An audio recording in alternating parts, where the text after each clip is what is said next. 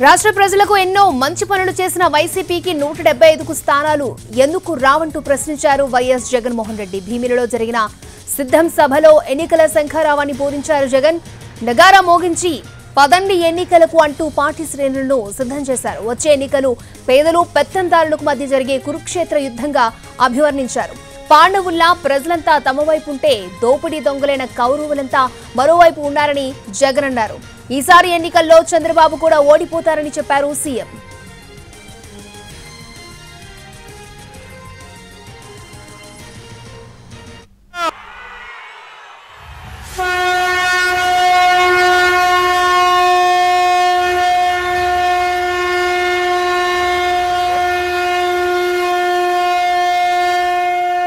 వైఎస్ఆర్ కాంగ్రెస్ పార్టీని గెలిపించుకోవాలా.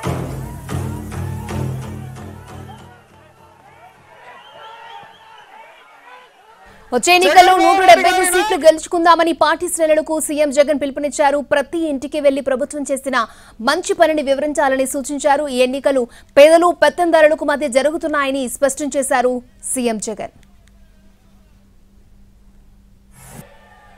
వచ్చే ఎన్నికల్లో మన టార్గెట్ 175కి 175, 175కు 175 స్థానాలు మన టార్గెట్. 25 ఎంపీ స్థానాలకు 25 ఎంపీలు మన టార్గెట్. ఎందుకు రావు అని అడుగుతా ఉన్నా. ప్రతి ఇంటికి మంచి చేశాం, ప్రతి గ్రామంలోనూ మంచి జరిగింది. మరి ప్రతి ఇంట్లోనూ మంచి జరిగినప్పుడు, ప్రతి గ్రామంలోనూ మంచి జరిగినప్పుడు ఆ ప్రతి గ్రామంలోనూ 60% ప్రజల్లో 60% కుటుంబాలు మీ వెంట మన వెంట ఉంటే ఎందుకు రావు 175కు 175 అని అడుగుతా ఉన్నాను.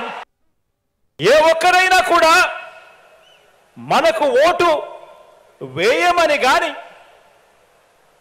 చంద్రబాబుకు ఏ ఒక్కరైనా కూడా ఓటు వేస్తామని గాని అనగలరా అని చెప్పి నేను అడుగుతా ఉన్నాను ఈ వేదికపై నుంచి.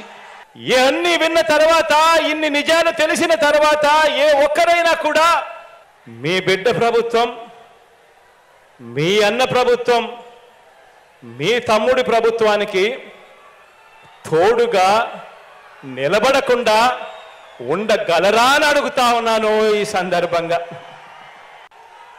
ఆ ఎన్నికలకు మీరు సిద్ధమా అని అడుగుతా ఉన్నాను. దుష్ట చతుష్టయాన్ని, గజ దొంగల ముఠాను ఓడించేందుకు సిద్ధమా అని అడుగుతా ఉన్నాను మీ అందరినీ. వచ్చే ఎన్నికలు పేదలకు పెత్తందారులకు మధ్య యుద్ధం. వచ్చే ఎన్నికలు వారి వంచనకు మన విశ్వసనీయతకు మధ్య యుద్ధం.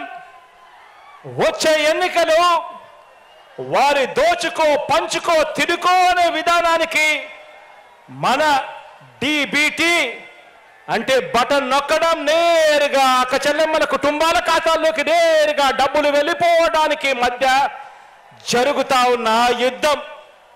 వచ్చే ఎన్నికలు వారి సామాజిక అన్యాయానికి మన సామాజిక న్యాయానికి మధ్య యుద్ధం. వచ్చే ఎన్నికలు ఈ సంక్షేమ పథకాలన్నీ రద్దు చేసే వారి కుట్రలకు మన సంక్షేమ ప్రభుత్వానికి మధ్య జరగబోయే యుద్ధం. వచ్చే 2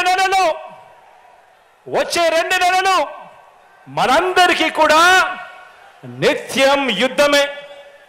మరోసారి అడుగుతా ఉన్నా, ఈ యుద్ధానికి మీరంతా సిద్ధమా అని అడుగుతా ఉన్నాను. 14,205 కోట్ల రూపాయలు పొదుపు సంఘాల రుణాలు అన్ని మాఫీ చేస్తామని చెప్పి మోసం చేసిన చరిత్ర చంద్రబాబుది. ఎన్నికల ప్రణాళికలో 2014 ఎన్నికల ప్రణాళికలో ప్రతి ఏటా కూడా సబ్సిడీ మీద 12 సిలిండర్లు ఇస్తాము అని చెప్పి మోసం చేసిన చరిత్ర చంద్రబాబుది. బ్యాంకుల్లో ఉన్న బంగారాన్ని విడిపిస్తా అని చెప్పి మోసం చేసిన చరిత్ర చంద్రబాబుది. సున్నా వడ్డీని, పొదుపు సంఘాలకు సంబంధించిన సున్నా వడ్డీని 2016 అక్టోబర్ నుంచి నిలిపివేయటం దుర్మార్గం చేసిన చరిత్ర చంద్రబాబుది. ఇళ్ల పట్టాలు ఒక్కటంటే ఒక్కటి కూడా ఏ కుటుంబానికి కూడా, ఏ పేద కుటుంబానికి కూడా ఇవ్వకపోవడం చంద్రబాబు చేసిన ఇంకో మోసం.